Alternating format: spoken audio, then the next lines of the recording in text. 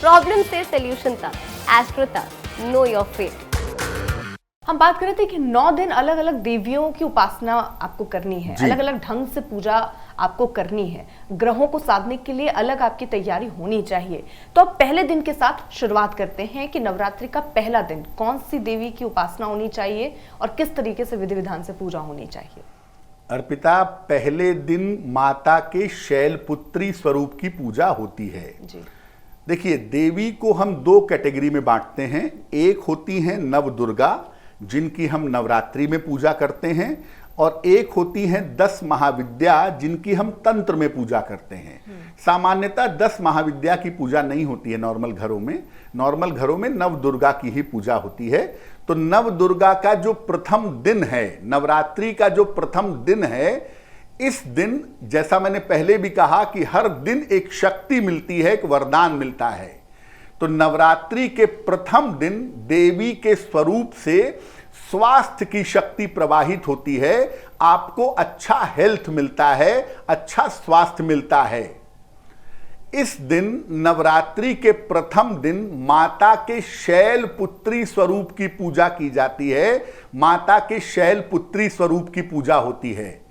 इन्हें शैलपुत्री इसलिए कहते हैं क्योंकि पर्वतराज हिमालय की पुत्री हैं, इसलिए प्रथम स्वरूप का नाम है शैलपुत्री।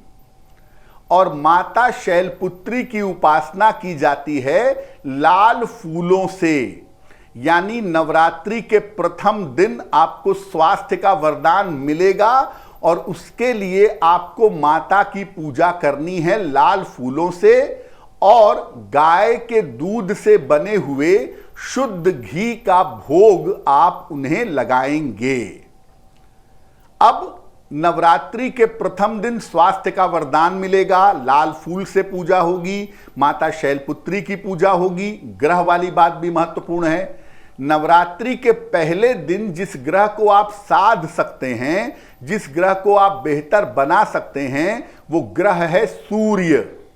तो अगर आपकी कुंडली में सूर्य संबंधी कोई दिक्कत है तो नवरात्रि के प्रथम दिन आप माता शैलपुत्री की पूजा, उपासना, प्रार्थना करिए। आपकी कुंडली का सूर्य निश्चित रूप से बेहतर होगा। और माता के पहले स्वरूप की उपासना इस बार 22 मार्च को की जाएगी। तो 22 मार्च को आप पूजा करिए, स्वास्थ्य का वरदान लीजिए और अपने सूर्य को बेहतर बनाइए। इस ऐड को स्किप करना तो बहुत मुश्किल है, पर लाइफ की प्रॉब्लम्स का सोल्यूशन ढूंढना आसान। प्रॉब्लम से सोल्यूशन तक, एस्ट्रो तक, नो योर फेट।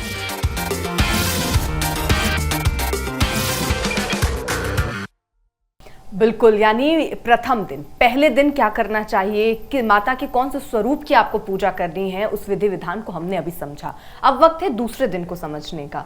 दूसरे दिन कौन सा ऐसा स्वरूप जिसकी पूजा आराधना होनी चाहिए और किस विधि विधान के साथ। पहले दिन अर्पिता हमें वरदान मिलता है स्वास्थ्य का, क्योंकि अगर स्वास्थ्य अच्छा नहीं रहेगा तो आप बाकी कुछ नहीं कर सकते।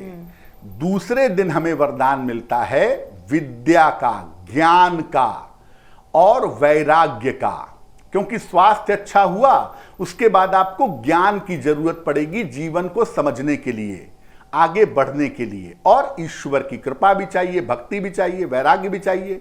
तो ज्ञान और वैराग्य का वरदान दूसरे दिन मिलता है। दूसरे दिन ये वाली शक्ति चलती है कि आपको ज्ञानी बना सकती है, आपके अंदर वैराग्य पैदा कर सकती है। और इसके लिए नवरात्रि के दूसरे दिन पूजा होती है माता ब्रह्मचारिणी की। माता ब्रह्मचारिणी इसलिए कहते हैं इनको क्योंकि ये हर समय तपस्या में लीन रहती हैं। ब्रह्म की साधना, उपासना में, तपस्या में लीन रहने की वजह से इनको माता ब्रह्मचारिणी कहा जाता है। नवरात्रि के दूसरे दिन जब आप माता ब्रह्मचारिणी की पूजा करेंगे तो आप पूजा करेंगे सफेद फूलों से। आपको ज्ञान चाहिए, आपको वैराग्य चाहिए, आपको साधना, तपस्या में आगे बढ़ना है तो नवरात्रि के दूसरे दिन माता ब्रह्मचारिणी की पूजा करिए सफेद फूलों से, और उन्हें शक्कर का भोग लगाएंगे। उनकी पूजा में उन्हें शक्कर का भोग लगा करके प्रार्थना करेंगे। अब कौन सा ग्रह इनके साथ जुड़ा हुआ है? इनके साथ जुड़ा हुआ है चंद्रमा। यानी अगर आपकी कुंडली में चंद्रमा खराब है या चंद्रमा संबंधी कोई भी बाधा है, कोई भी दिक्कत है, तो नवरात्रि के दूसरे दिन माता ब्रह्मचारिणी की पूजा से ज्ञान तो मिलेगा ही, चंद्रमा से संबंधित समस्याएं भी आपकी दूर हो जाएंगी। और इस बार जो माता के दूसरे स्वरूप की पूजा है, माता ब्रह्मचारिणी की जो पूजा है, वो 23 मार्च को की जाएगी। एस्ट्रो तक ऐप पर आपको मिलेगा भविष्य से जुड़े हर सवाल का जवाब। डाउनलोड कीजिए एस्ट्रो तक ऐप और चुटकी में जुड़िए इंडिया के बेस्ट एस्ट्रोलॉजर से।